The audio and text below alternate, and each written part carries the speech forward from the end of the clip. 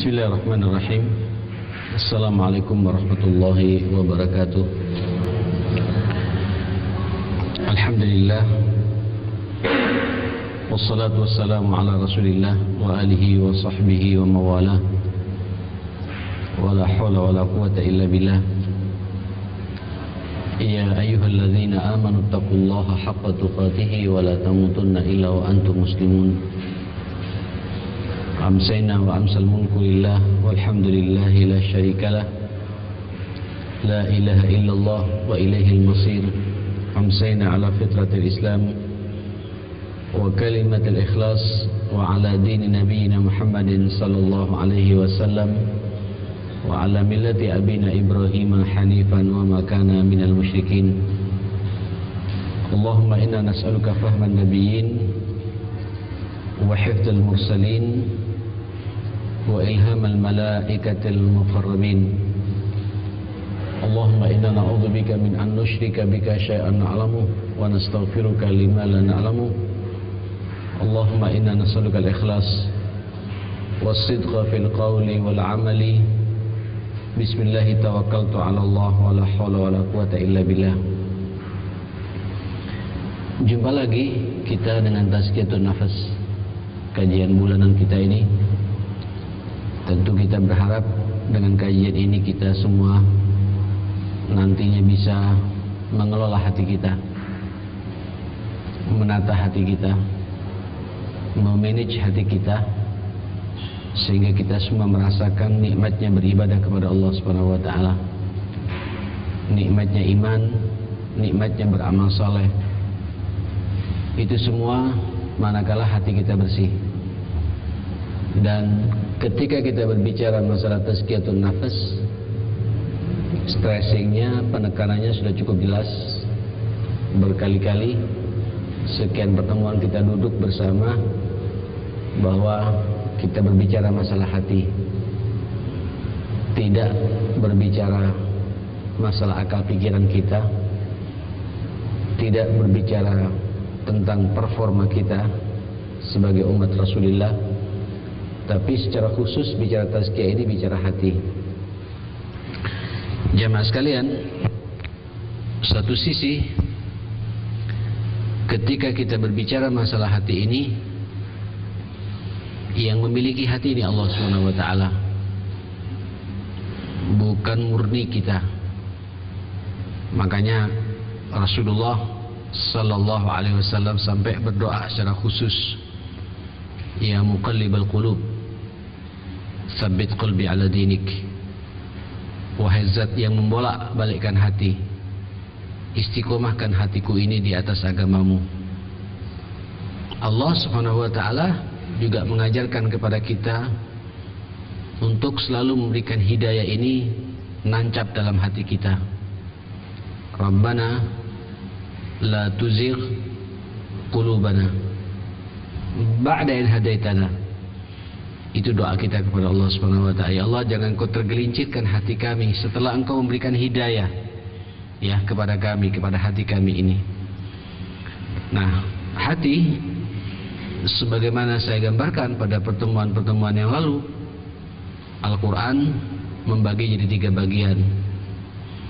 Ada qalbun salim, ada qalbun mayyit, dan ada qalbun marid. Hati yang salim, insyaallah hati kita semua saat ini.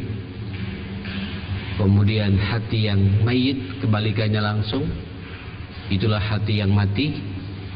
Itulah hatinya orang-orang kafir, orang-orang musyrik, orang-orang ateis, orang-orang munafik yang tidak siap menerima kebenaran yang datang dari Allah Subhanahu wa taala. Insyaallah kita tidak termasuk pada hati ini.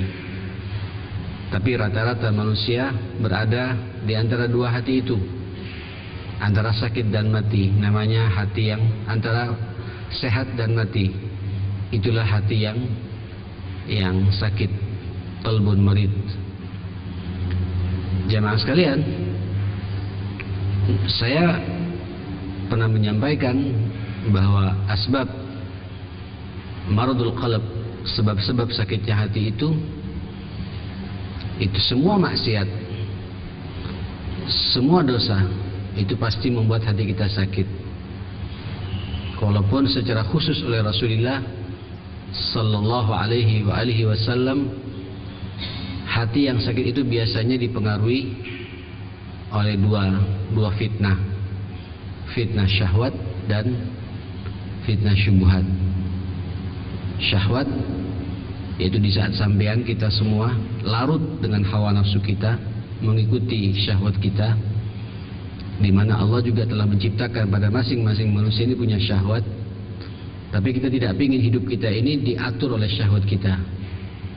Kita ingin hidup kita diatur oleh hati kita, nurani kita, sehingga syahwat itu tunduk kepada aturan Allah Subhanahu wa taala, sunnah Rasulullah sallallahu alaihi wasallam. Kemudian fitnah syubhat, keraguan-raguan dalam masalah akidah dan keraguan-raguan dalam masalah muamalah. Sudah kita bahas panjang lebar masalah ini. Jemaah sekalian, di antara penyakit-penyakit hati yang akan membuat sakitnya hati kita ini, itu kemudian ulama mencatat ada 4 penyakit yang luar biasa, bahkan meracuni hati kita, yang kemudian kita kenal dengan istilah sumumul qulub, racun-racun hati. Masih ingat? Ada berapa itu? Ada 4 ya. Dan terakhir kita sudah bahas racun hati yang terakhir itu, yaitu fudulul khiltah atau fudulul mukhalatah. 4 itu, yang pertama fudulul kalam, banyak bicara, banyak ngoceh, banyak apa? Biasanya kalau orang banyak bicara, sedikit kerja. Ya, kalau orang banyak bicara, itu output di lapangan nggak jelas. Sampai yang perhatikan saja. Ya. Sampai saya sempat mengkritisi para trainer-trainer yang ada saat ini. Ya. Antum menyemangati orang, terus ketika kita kejar apa? Kerja real, amal real di lapangan. Ya, memotivasi terus. Tapi yang jelas apa yang dia motivasi sampai orang kemudian betul-betul bekerja, outputnya jelas. Ini pertanyaan besar bagi kita. Ini panjang, sudah kita bahas sebenarnya. Yang kedua, fudulut ta'am. Ya, mohon maaf sebelum fudulut ta'am, fudulun nazar. Yaitu racun yang kedua adalah mengumbar pandangan mata. Ini urusan lawan jenis buat kaum laki-laki, buat kaum ibu-ibu. Ya, dengan lawan jenis juga ada, tapi juga kebanyakan fudulun nazarnya dengan barang, dengan aksesoris. Ini juga membuat hati kita kotor dan teracuni. Kemudian yang ketiga, fudul at-ta'am, berlebihan dalam mengkonsumsi makanan. Ya, jangankan yang haram, yang halal saja berlebihan itu membuat hati kita teracuni. So, kalau orang banyak makan, banyak pula minumnya. Ya, kalau udah banyak minumnya, nanti apa? Ngantuan. Kalau sudah ngantuan, ya, peluang-peluang amal saleh, ya, tidak muncul bagi yang bersangkutan. Kalau udah banyak tidurnya, qasat qulubuhum, akan keras hatinya. Kalau sudah keras hatinya, susah menerima hidayah Allah Subhanahu wa taala. Makanya sampean lihat orang-orang ashabul butun, ya, atau abdul butun, kata orang Madura, dul butun, ya. Dul butun itu abdul butun maksudnya, ya. Itu biasanya orang-orang seperti itu tidak care, tidak nyambung. Tapi kalau diajak maksiat nyambung, ngantuan, tidak peduli, ya, keras hatinya, ya, tidak punya sensitivitas. Kenapa? Banyak makan, banyak minum, akhirnya banyak tidurnya. Udah banyak tidur, keras hatinya, sehingga nanti ketika diajak beribadah tidak nyambung, ngantuan juga, gitu. Ya, insya Allah saya lihat wajah antum tidak ada wajah yang ngantuan. Nah, berarti insya Allah ini pola makannya cukup bagus, tidak fudulut ta'am. Ya. Baik, yang terakhir ini saya sekedar biar nyambung ya dengan materi berikutnya. Yang terakhir adalah fudulul mukhalatah, salah dalam memilih kawan, teman. Teman ada 2 macam, ada teman abadi, istri kita, insya Allah, dan ada temannya sifatnya tempo-tempo. Ya kayak sekarang ini, kita ketemu di kantor, kita ketemu pas olahraga, kita ketemu di mall, di pasar. Ini juga punya pengaruh terhadap baik dan tidaknya hati kita. Makanya kata Rasulullah sallallahu alaihi wasallam, al-mar'u ala dini khalili. Seseorang itu kualitas agamanya sangat bergantung dengan siapa dia berkawan. Falyanzur ahadukum ila man yukhalil. Maka lihatlah dengan siapa kalian bersahabat, berkawan. Kawan punya pengaruh. Berkawan dengan orang tidak baik, sampean bisa jadi tidak baik. Berkawan dengan orang yang baik, insya Allah kita kecipratan kebaikannya. Maka biasakanlah kita bergaul, berkawan, bersahabat dengan orang-orang yang baik-baik. Baik, saya tidak perlu pas lagi. Nah, malam ini tentu sangat tidak proporsional ya, sangat tidak tawazun. Sangat tidak baik kalau hanya kita bicara penyakit-penyakit hati. Nah, Allah selalu memberikan gambaran kepada kita bagaimana menghidupkan hati ini. Ketika kita bicara penyakit-penyakitnya, pasti ada apa? Ada obatnya. Maka bab malam ini adalah asbab hayatil qulub wa aghdiyatihin nafi'ah. Sebab-sebab hidupnya hati dan bagaimana terapinya yang baik. Nah, jemaah sekalian rahimakumullah, sebenarnya kalau kita bicara bagaimana mentazkiyah diri kita, membersihkan hati kita ini atau menghidupkan hati kita ini, seluruh aktivitas ketaatan, ibadah itu pasti membuat hati kita jadi sehat, jadi hidup. Kayak malam ini sampean duduk ngaji bersama, pasti hati kita jadi hidup. Iya apa tidak? Nggak ada orang pengajian kemudian ngelamun, Pak. Ngelamun, pikirannya tidak sama ustaznya gitu. Ya pasti orang itu hatinya juga bermasalah kalau ada. Tapi rata-rata orang kalau sudah datang ke sini pasti niatnya pengen ngaji. Kalau sampean salat, pasti hati kita langsung bersih. Sampean baca Quran, hati kita langsung bersih. Bentuk apapun pula ketaatan kepada Allah, hablum minallah, ya ibadah, apapun bentuk ibadah itu dan ketaatan itu membuat hati kita apa? Hati kita bersih, hati kita jadi hidup. Nah, kemudian ulama-ulama salaf kita mencoba untuk membedah satu persatu, ya bagaimana hidupnya hati itu.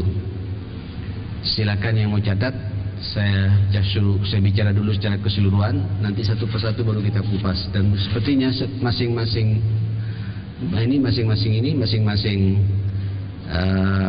bab ini satu pertemuan ya.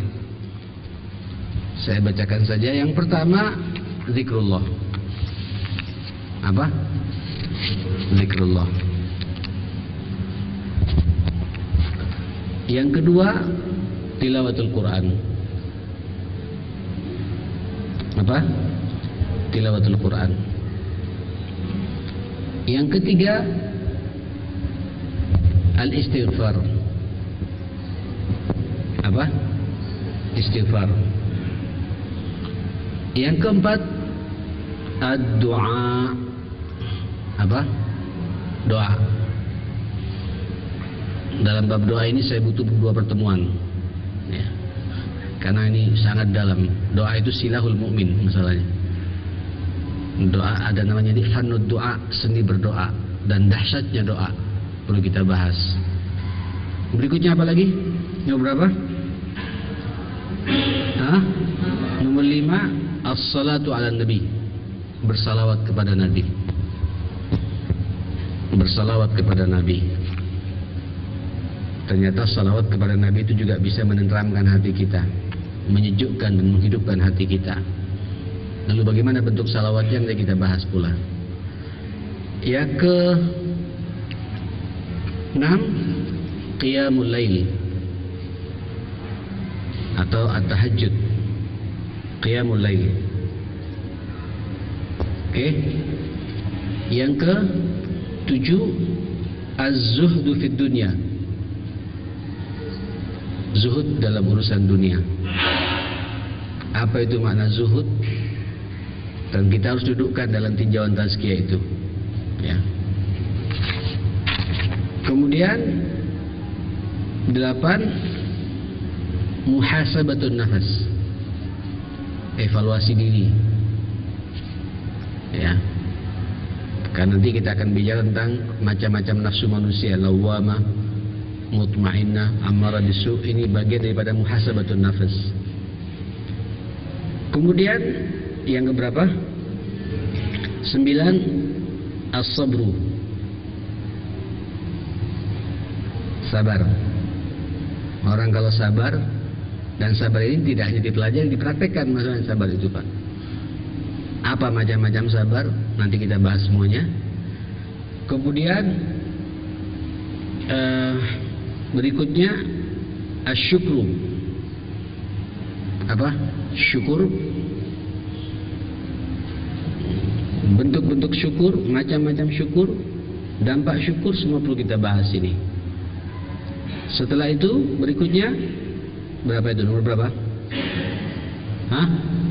11, at-tawakkulu, tawakal. Kemudian 12, mahabbatullah, bagaimana memunculkan kecintaan kepada Allah Subhanahu wa taala, mencintai Allah, cara-cara mencintai Allah. Yang berapa? 13, ar-ridha biqada'illah, rela dengan takdirnya Allah, qada'nya Allah. Nah, ini juga permainan hati semua ini. Kemudian apa? 14, ar-raja. Apa raja ini? Penuh harap, ya, raja. Berikutnya al-khauf. Biasanya bergandengan antara raja dan apa? Dan khauf. Apa khauf ini? Punya perasaan takut, menjadikan rasa takutnya hanya kepada Allah. Ya apa latihan-latihannya, cara-caranya ini semua perlu kita bedah semua. Oke. Kemudian yang keberapa? 16 adalah at-taubah. Jadi awalnya apa? Zikir, Quran dan istighfar, diakhiri terakhirnya adalah bicara masalah apa? Bicara taubat. Jadi berapa poin itu semua? 16 poin. Berarti 16 bulan. Kan begitu logikanya, ya. Baik, jamaah sekalian, kita bicara apa? Zikrullah. Zikir kepada Allah Subhanahu wa taala. Apa zikir ini, ya? Apa zikir ini?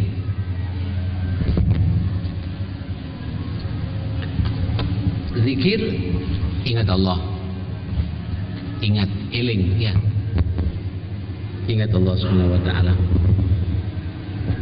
Seorang ulama besar, Syekhul Islam Ibnu Taimiyah, mengatakan, ini kita Pak kalau bicara Syekhul Islam hanya dibahas urusan-urusan fikihnya saja gitu. Padahal urusan hatinya Pak sangat dalam, ya. Dan tidak sebagaimana apa yang kita bayangkan, seakan-akan orang ini hanya main logika terus gitu. Padahal setelah saya kaji dalam, ini orang tazkiyahnya luar biasa. Beliau mengatakan, az-zikru lil qalbi, zikir terhadap hati ini, kalma'i lis-samad, ibarat air terhadap apa? Ikan gitu. Kemudian dia mengatakan, fa kaifa yakunu halus samaki idza akhraja minal ma'. Yang dilihat bagaimana kondisi ikan kalau kemudian dia keluar dari air. Ya, tahu ikan kalau keluar dari air, ya? Apa? Menggelepar, ya. Ujung-ujungnya nanti innalillah wa inna ilaihi raji'un. Nah, kalau orang suka zikir, dia tenang. Setenang ikan di dalam apa? Di dalam air. zikir. Nah, jamaah sekalian, saya perlu menegaskan di sini. Cukup banyak saya pikir ayat-ayat Allah Subhanahu wa taala menyuruh kita untuk apa? Untuk zikir. Saya pikir ambil satu ayat saja yang insyaallah kita semua sangat familiar dengan ayat ini, surat Al-Baqarah ayat 152 tengah-tengahnya itu. Fadhkuruni Fadhkuruni adzkurkum. Zikirlah engkau kepadaku, ingatlah engkau kepadaku. Di situ ya akhi, Allah tidak mengatakan summa adzkurkum, fa adzkurkum atau wa adzkurkum, tidak pakai summa, tidak pakai fa, tidak pakai waw. Fadhkuruni adzkurkum. Ingatlah engkau kepadaku, aku langsung ingat kepadamu, kata Allah Subhanahu wa taala. Andai kata Allah tidak memberikan fasilitas cukup dengan ayat ini saja, Pak, tenang bagi kita. Ya. Oleh karenanya dalam surat apa itu? Surat Allahumma shalli ala Muhammad, Al-Anfal, surat At-Taubah itu. Walladzina amanu tatma'innu qulubuhum an dzikrillah ala bi dzikrillahi apa? Tatma'innul qulub. Orang-orang beriman itu akan tenang hatinya di saat dia zikir kepada Allah. Ala, ketahuilah, bizikrillahi tatmainnul qulub. Kalau kalian zikir kepada Allah, ingat kepada Allah, pasti tatmainnul qulub, akan tenang hati kita. Nah, jamaah sekalian rahimakumullah, pertanyaannya sekarang, zikir yang bagaimana yang menenangkan hati ini? Halo, pertanyaannya sekarang, zikir yang bagaimana yang menenangkan hati ini? Karena saya banyak mendapatkan orang zikir, Pak, tapi justru kesurupan. Ada orang zikir, tapi kemudian hilang ingatannya. Ada orang zikir, tidak cerdas orang itu. Tentu, karena ini perintah dari Allah, saya pikir tidak ada zikir yang paling baik kecuali zikir yang memang diperintahkan oleh Allah kepada kita. Tidak ada zikir yang paling baik daripada zikir yang memang diperintahkan oleh Rasulullah kepada kita. Iya apa tidak? Apa ada Pak zikir yang lebih baik daripada zikirnya Rasulullah? Ini pertanyaan sederhana, pertanyaan simpel. Tolong sampai renungkan, apa ada kira-kira di dunia ini zikir yang paling baik daripada zikirnya Rasulullah? Tidak ada kan ya? Tidak ada, sepakat ya? Zikirnya Rasulullah paling baik ya? Nah, ikhwatal iman, inilah Pak rahasianya kenapa kemudian Rasulullah sallallahu alaihi wasallam hampir semua aktivitas kita ini ada zikirnya. Supaya kita ingat kepada Allah Subhanahu wa taala. Dari mulai kita tidur sampai kita tidur lagi, Pak, di malam hari. 24 jam semua aktivitas kita diatur oleh Rasulullah untuk kemudian ada komunikasi langsung dengan Allah Subhanahu. Kenapa? Supaya Allah ingat terus sama sampean. Pengen tahu contohnya? Ya, ayo kita bedah satu-satu, yang tidak apa-apa lah ya. Ini ilustrasinya biar kuat gitu. Dan biar tahu betapa zikir kepada Allah kita tidak bisa main-main. Ini kebutuhan kita. Ya. Sampean mau tidur nanti ini, kita bicara tidur dulu ya. Ada zikirnya enggak, Pak? Ada zikirnya tidak, Pak? Ada kan ya? Paling tidak bismika. Sampai kan ingat Allah ya. Ingat ini dengan namamu. Ada komunikasi dengan Allah Subhanahu wa taala. Ahya wa bismika amut. Apalagi kemudian zikir dengan ayat-ayat Allah sebelum tidur, Pak. Sampean baca Al-Fatihahnya, Allahu Akbar. Kemudian sampean baca apa? Muqaddimah surat Al-Baqarah Alif Lam Mim sampai ulaika humul muflihun. Setelah itu sampai lanjutkan dengan ayat kursi. Lanjutkan lagi dengan 2 ayat setelah itu. Lanjutkan lagi dengan 2 ayat terakhir surat Al-Baqarah, lillahi ma fis samawati wa ma fi atau la yukallifullahu nafsan, sampai terakhir itu. Kemudian setelah itu sampai suruh baca, kata Nabi apa? Qul huwallahu ahad. Nah, ketika baca qul huwallahu ahad, suruh angkat tangan kita begini. Ya. Dan ini hadis Aisyah cukup jelas menggambarkan bagaimana tidurnya Rasulullah sallallahu alaihi wasallam. Ada komunikasi, ada zikir kepada Allah. Qul huwallahu ahad. Allahus samad, lam yalid wa lam yulad wa lam yakul lahu kufuwan ahad. Diulangi lagi Nabi 3 kali. Setelah itu Nabi baca qul a'udzu birabbil falaq sampai selesai 3 kali. Setelah itu baca apa? Qul a'udzu birabbin nas 3 kali dibaca. Setelah itu ditiup Pak sama Nabi. Setelah ditiup kemudian diusapkan ke mukanya dan kepada seluruh anggota tubuhnya itu. Saat itu Nabi kemudian apa? Merebahkan dirinya dan berdoa. Bismika Allahumma ahya wa bismika amut. Zikir. Atau Allahumma inni wada'tu jambi wa bika arfa'u. In amsakta nafsi farhamha wa in arsaltaha fahfadha kama tahfazu bihi ibadakas salihin. Ini doa Nabi, komunikasi Nabi, zikir Nabi. Sampai kata Rasulullah, wa in mata, kalau dia kemudian meninggal dunia di saat dia tidur, mata alal fitrah. Allahu Akbar. Orang itu mati dalam kondisi apa? Fitrah. Betul-betul sambian totalitas, memasrahkan diri sambian kepada Allah dalam kondisi suci, Islam utuh, Pak. Ya.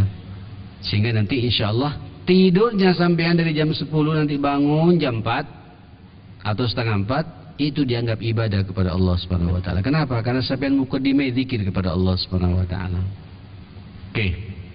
Bangun tidur ada zikirnya tidak, Pak? Halo? Ayo kita bicara yang aplikatif saja dalam keseharian kita ini. Makanya insya Allah Pak, kalau sampai melaksanakan sunnah ini Pak, sampai tidak perlu Pak pakai zikir ini, zikir itu, zikir. Sudah cukup ini. Laksanakan sunnah Nabi ini Pak, selesai. Begitu bangun tidur, alhamdulillahilladzi apa? Ahyana ba'da ma amatana wa ilaihin nusyur. Duduk dulu Pak, jangan langsung berdiri, duduk. Ada komunikasi dengan Allah Subhanahu wa taala. Zikir lagi kepada Allah Subhanahu wa taala. Allahu Akbar, sampai melangkah Pak masuk kamar mandi. Ada zikirnya tidak? Ada zikirnya tidak? Komunikasi lagi Pak, komunikasi lagi pada Allah Subhanahu wa taala. Bismillahi a'udzu billahi minal khubusi wal khaba'is. Kata Nabi, kalau orang baca doa ini masuk kamar mandi, kemudian dia tutup, dia kunci, dia buka seluruh anggota tubuh bajunya, kemudian dia mandi, tidak ada seorang makhluk pun yang melihat kepada orang itu. Jin, malaikat semua, apalagi setan, lari semua Pak, tidak akan melihat aurat kita itu. Sampean andai kata nanti jatuh di kamar mandi dan meninggal dunia, mata alal fitrah. Ini zikir, ya.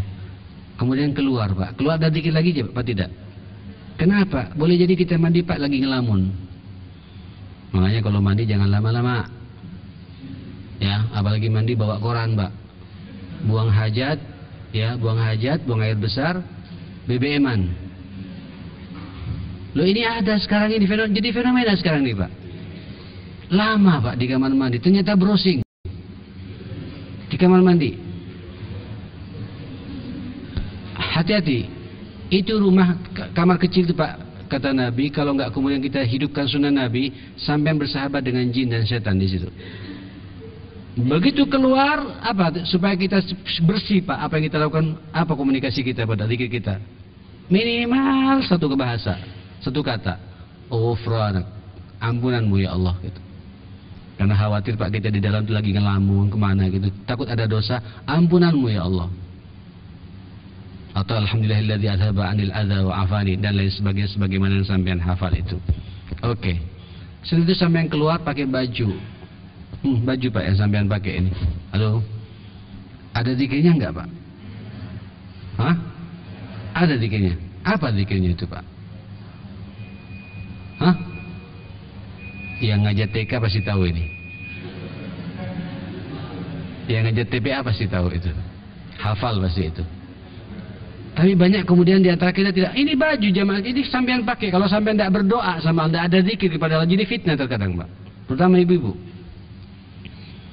Allahumma inni as'aluka min khairihi wa khairi ma huwa lahu. Ya, sudah, betul.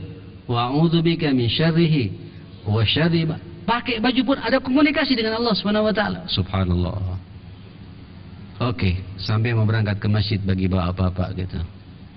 Keluar rumah ada zikirnya enggak? Ya. Bismillahi tawakkaltu 'ala Allah wala haula wala quwwata illa billah. Kata malaikat, kufita wa ruzikta wa tabawwa'ta minal jannati manzila gitu. Allahu akbar. Engkau akan dicukupi oleh Allah kebutuhanmu gitu. Engkau akan dikasih rezeki oleh Allah Subhanahu wa taala. Bahkan surga, tempatmu di surga sudah disiapkan oleh Allah Subhanahu wa taala. Selama perjalanan sampean Pak keluar rumah itu di backup oleh malaikat Allah. Karena sampai ada zikir kepada Allah Subhanahu wa taala gitu. Jadi orang mukmin ini Pak orang paling aman sebenarnya. Tidak takut sama santet. Malaikat yang mengatakan kufita wa ruzikta. Masya Allah. Sampean dijaga oleh Allah kata malaikat. Malaikat Pak yang menjaga sampean ini. Masuk ke masjid, ada doanya enggak Pak? Ya. Allahumma salli ala Muhammad, Allahumma aftah li abwaba. Ini keseharian Pak. Keluar masjid. Apa? Allahumma inni as'aluka min fadlik, Allahumma salli ala Muhammad, Allahumma inni as'aluka min fadlik gitu. Apalagi di dalam masjidnya Pak, sampai udah zikir yang lebih khusyuk lagi ya. Salat sunnah, salat berjamaah, baca Quran. Wah, sudah full zikir di situ. Masuk rumah lagi. Ada zikirnya tidak? Zikir lagi Pak. Manggil salam dan lain sebagainya gitu. Makan, ada zikirnya tidak? Ada zikirnya. Selesai makan, ada zikirnya tidak? Jadi semuanya ikhwatul iman, Allahu Akbar. Kemudian sampean berangkat kantor, naik motor atau naik mobil. Ada zikirnya tidak?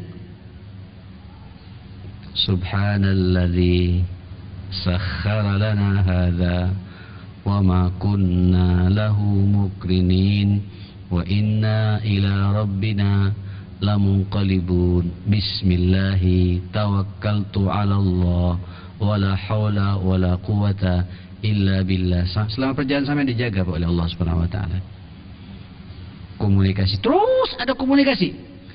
Inilah cara Nabi, karena Nabi tidak pingin Pak amal-amal kita sia-sia. Jadi semuanya dimukadimai dengan komunikasi dengan Allah. Sehingga langkah-langkah sampean dipantau oleh Allah Subhanahu wa taala gitu. Allahu Akbar. Kemana lagi? Ke pasar. Ke mall. Halo. Ada doanya enggak? Ada zikirnya enggak tuh? Apa zikirnya itu? Tanya sama ustazah tuh yang ustazah ini masih muda-muda ngajaran anak TK ini. Terus baca la ilaha illallah wahdahu la syarikalah ila akhir. Doa yang gambarkan Nabi kepada kita seperti itu. Jamaah sekalian rahimakumullah, Allahu Akbar ya. Saya melihat Pak semuanya itu ada komunikasi, zikir. Apalagi kemudian sampean secara khusus Pak mengkaplingkan zikir-zikirnya Nabi. Zikir di waktu pagi, ya. Zikir di waktu sore, Allahu Akbar. Zikir di momen-momen tertentu. Turun hujan ada zikirnya, ada halilintar ada zikirnya, ada angin agak ribut sedikit ada zikirnya, ngelihat bulan baru muncul ada zikirnya, bulan lagi terang benderang ada zikirnya, semuanya ada zikirnya. Tapi manusia saat ini Pak lebih asik pakai zikir-zikir bikinan manusia sendiri Pak. Lupa kepada zikirnya Rasulullah. Sesuatu yang sudah sunnah jelas dapat pahalanya ditinggalkan. Makanya sering sumpek sampean. Ya, sering banyak masalah dalam hidup ini. Sering banyak ujian dalam hidup ini. Kenapa? Sunnah-sunnah Nabi, zikir-zikir yang seperti ini, Pak, yang aplikatif setiap hari tidak kita kerjakan. Sallallahu alaihi wasallam. Nah, ikhwatul iman rahimakumullah. Kalau sudah demikian, jamaah sekalian, beliau mengatakan lanjutannya, inna dzikra taqiyatul qulub war ruh. Orang kalau sudah zikir itu kuat hatinya dan ruhnya. Itu Pak tenangnya orang itu, hatinya jeli, tenang, rohaninya juga, rohnya, jiwanya juga fresh. Nganggu-nganggu sedikit, astaghfirullahaladzim, hasbunallah wa ni'mal wakil, la haula wa la quwata. Ini zikir-zikir yang aplikatif juga, nganggunya disibukkan dengan zikir. Atau subhanallah bihamdihi, subhanallah azim. Ada nur, ada apa? Ada kekuatan dalam hati dan rohnya. Ya. Tidak hanya itu. Innahu yutridu syaitan. Orang kalau sudah zikir itu bisa mengusir setan. Ya. Ini kelihatan Pak di tampilan-tampilannya itu Pak. Wajahnya pun juga wajah-wajah sumringah, wajah-wajah yang membuat orang ingin mendekat dengan orang itu. Ya, saya hanya melihat Pak, ada beberapa sahabat-sahabat kita itu ya. Ada satu Pak dari Bea Cukai kemarin tuh, Masya Allah istiqomah sebelum subuh di masjid, anak muda sebelum subuh di masjid gitu Pak. Kemudian setelah itu setor hafalan, duduk sampai matahari keluar baru pulang. Dan di masjidnya juga di Bea Cukai juga, Masya Allah. Sampai saya bilang sama Ustaz Ali, Ustaz lihat wajah orang ini. Iya Ustaz. Dan yang menarik Pak, pada sekali waktu saya berangkat dulu ke masjid, dia setiap masjid ternyata setiap berangkat memasukkan sesuatu Pak. Kemana? Ke masjid itu. Tidak tahu Pak, pokoknya tiap harinya, tiap subuhnya masuk. Istiqomah begitu. Sampai ada aura Pak, ada mauhibah, ada wibawa Pak. Kalau sudah hatinya ada nur dari Allah, karena dia zikir kepada Allah, rohnya juga ada nur dari Allah, tampilannya pun juga ada wibawa Pak. Kelihatan. Dan itu tidak bisa dipungkiri. Ahli zikir ini Pak, ahli zikir ini wajahnya ada aura positif gitu. Dan diberi oleh Allah mauhibah. Kenapa? Yutridu syaitan, karena dia tidak bersahabat dengan syaitan. Makanya kalau orang suka ngamuan, pasti kurang zikir tuh Pak. Tersinggungan, kurang zikir. Kalau orang suka zikir, setiap ada masalah dia berpikir panjang gitu. Kenapa? Di backup oleh Allah Subhanahu wa taala. Wa yuqammihi wa yukassiru, bahkan tidak hanya diusir, tapi dihancurkan setan-setan itu oleh kita. Berikutnya kata beliau, wa yurdir rahman azza wa jal. Orang yang suka zikir Pak diridhoi oleh Allah Subhanahu wa taala. Ar-Rahman ini, Ar-Rahman zat yang maha rahim, yang maha kasih sayang ini, itu ridho sama kita, rela sama kita. Kalau sampai Allah sudah rela sama sampean Pak, semuanya rela sama kita semua. Wa yuzilul hammi wal ghammi 'anil qalb. Allahu akbar. Hilang Pak perasaan-perasaan gundah dan gelisah dalam hati ini gitu. Ya, itu yang saya katakan tadi, ahli zikir itu orang paling tenangnya orang. Ada masalah tapi tidak membuat kemudian masalah dijadikan masalah gitu. Ada pikiran tapi ada pikiran tapi tidak jadi ada sesuatu yang dipikirkan tapi tidak jadi pikiran. Pasti Pak. Ya, orang kalau suka zikir yuzilul ham wal gham. Kegundahannya, kegelisahannya, kesumpekannya hilang dari hatinya itu. Tapi wa yujlibul farah wasurur wal bust. Di saat yang bersamaan tampak pada aura wajah orang itu ada kebahagiaan, ada kesenangan. Awal bust, wajahnya juga sumringah jemaah sekalian gitu. Allahu akbar gitu. Yang lebih penting lagi kata beliau, wa yunawwirul qalbi wal wajh, ada cahaya pada hati dan wajahnya gitu. Walaupun wajahnya hitam Pak, tapi kalau suka zikir itu ada nur. Betul itu. Loh, kalau antum jalan-jalan Pak, kemana nih ya? Saya kemarin sempat ke Kupang, beberapa bulan yang lalu itu ke Kupang. Kupang itu banyak orang-orang ahli Kupang Pak. Wajahnya itu setengah gelap. Apa setengah gelap ini? Ya tidak putih lah ya. Juga tidak sawo matang. Di bawahnya sawo matang, sawo yang mau kemasan barangkali. Tapi karena dia ahli masjid, ahli zikir, kelihatan ya. Allahu akbar. Hitam, tapi ada aura Pak. Ngomong tuh nyenangkan, bahagia gitu, tidak menakutkan.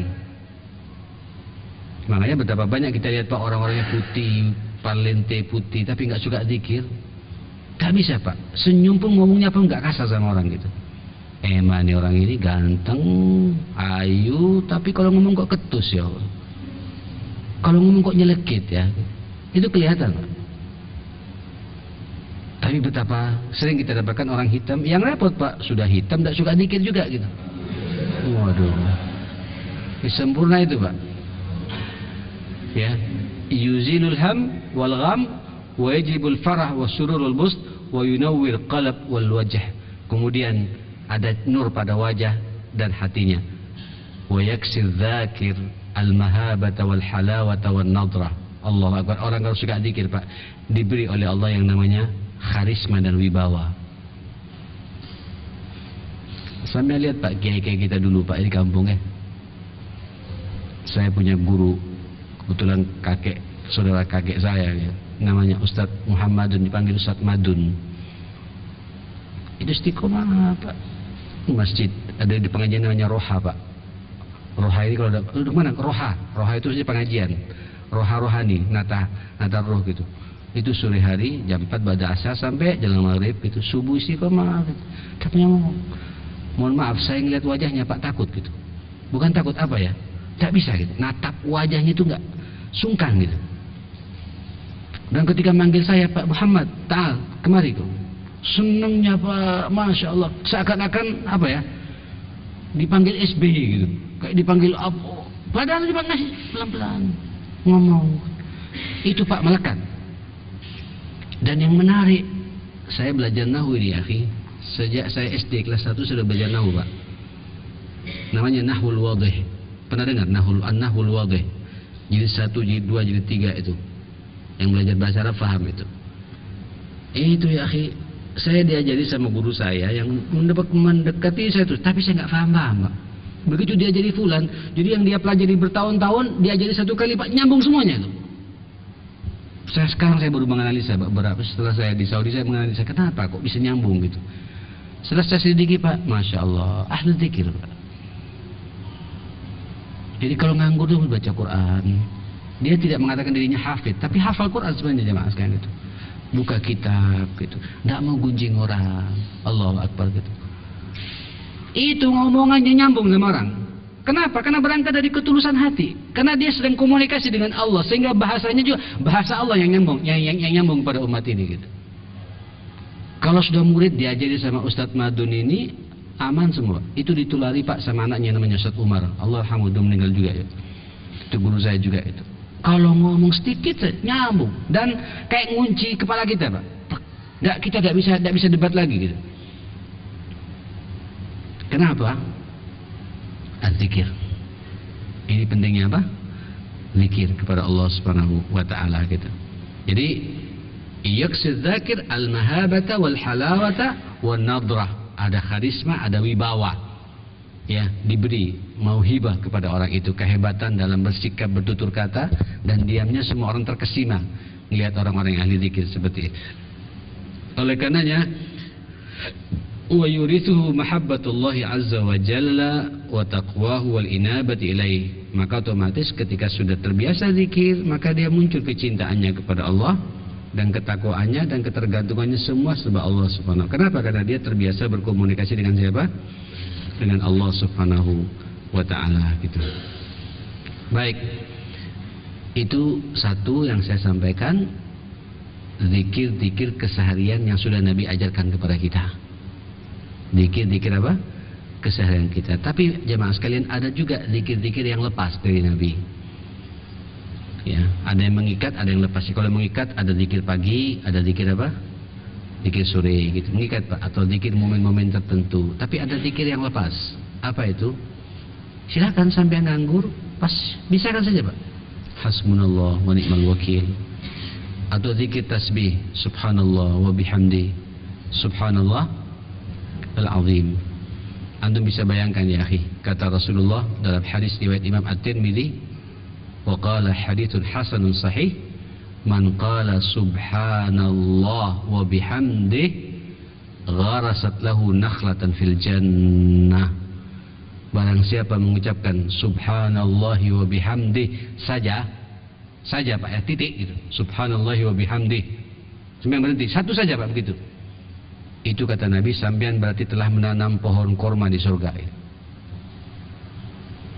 Berarti kalau sampean zikir dengan penuh ketulusan, berarti sampean sudah punya Pak pohon di mana? Di surga. Kalau punya pohon di surga berarti kita akan memetiknya kan? Kan begitu logikanya jemaah sekalian. Satu saja Pak, subhanallahi wa bihamdi gharasat lahu nakhlatan fil jannah. Orang itu telah menanam pohon korma di surga. Kenapa korma? Karena memang korma itu pohon yang paling banyak di masyarakat Madinah dan Mekah pada waktu itu sampai sekarang ya. Nah, kita silakan Pak, tak suka kurma mungkin pohon kelapa, monggo. Pohon mangga, monggo. Sesuai dengan apa yang kita harapkan. Mau pohon durian boleh gitu. Pohon sawo, monggo. Ya, pohon apa? Pepaya silakan gitu. Baca saja.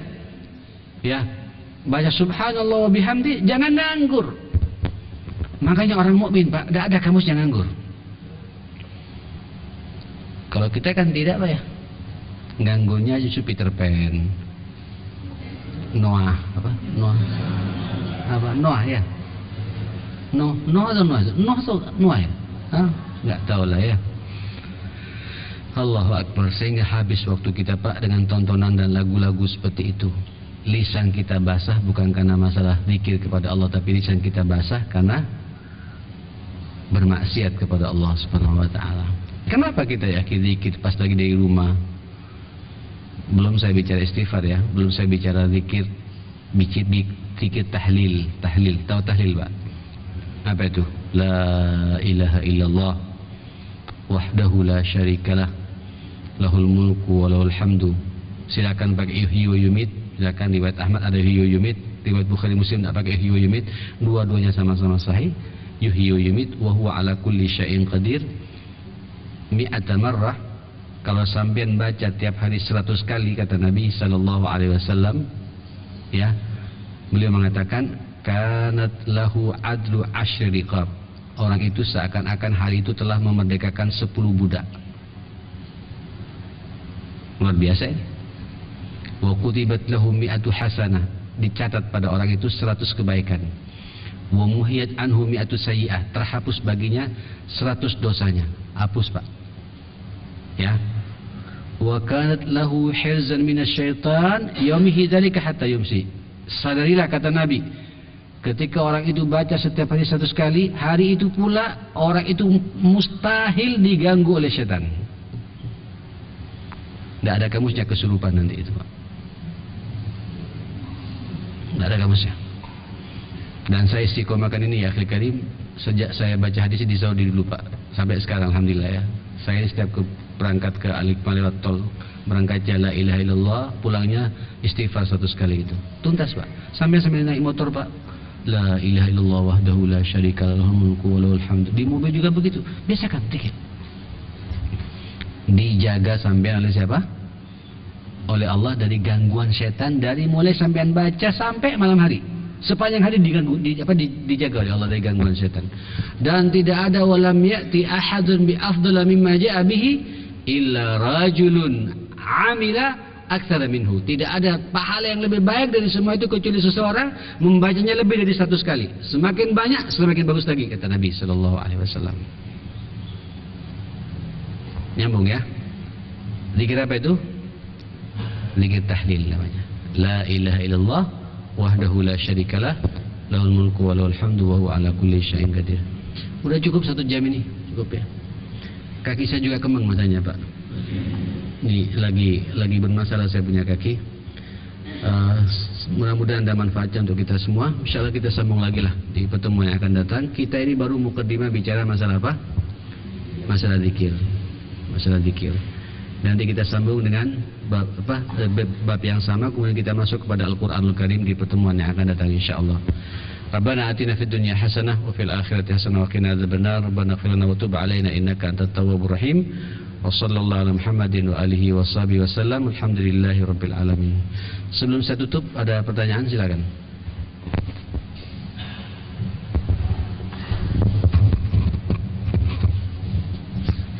Monggo, antum yang ngatur.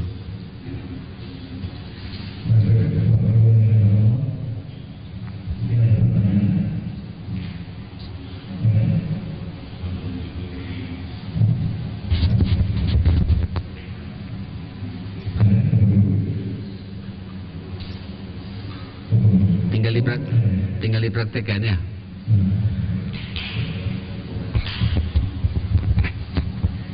Pas? Oh pas. Pas ngantuk ya. Oke, insyaallah. Bismillah. Baik. Lebih udah tutup. Subhanakallahumma bihamdika asyhadu an la ilaha illa anta astaghfiruka wa atubu ilaik. Insyaallah doa penutup seperti ini ya akhi, kalau antum ngantuk atau antum ngelamun, dosa-dosa antum langsung dihapus oleh Allah Subhanahu wa taala. Assalamualaikum warahmatullahi wabarakatuh.